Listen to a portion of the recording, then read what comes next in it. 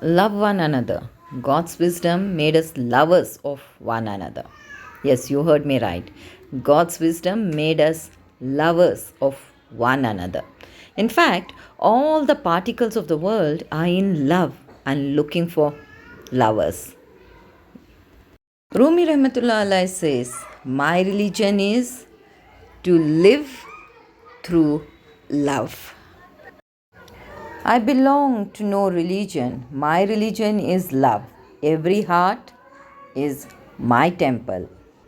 When you seek love with all your heart, you shall find its echo in the universe. So you get what you give and you get what you seek.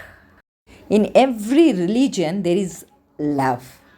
But love has no religion. Everything in the universe is within you. Ask all from yourself. Yes, it is not samandar, it is sab andar. Sab kuch apne hi andar. So everything in the universe is within you. Religion of love is different from all other religions. For true lovers of love, God is their only religion.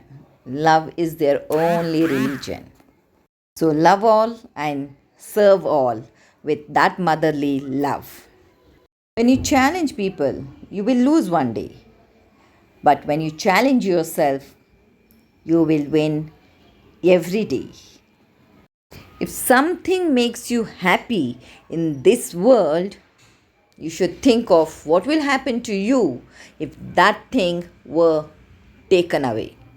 So, why don't you imagine and see for yourself? My dear friends, be happy.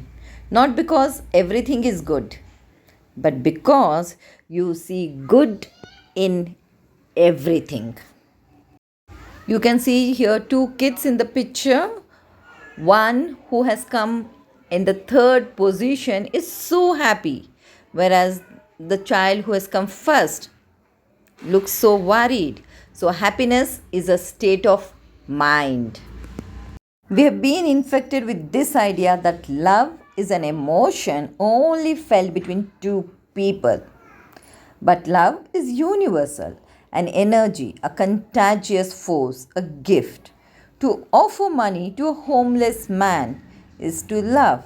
To save a worm from the sun is to love. To smile at a stranger is love. To be grateful, to be hopeful, to be brave, to be forgiving, to be proud is to love. So let's love and be in love all the time. Al-Ghazali Rahmatullah Alai writes that every person is born with a knowing pain in the soul, resulting from a disconnection from the ultimate reality.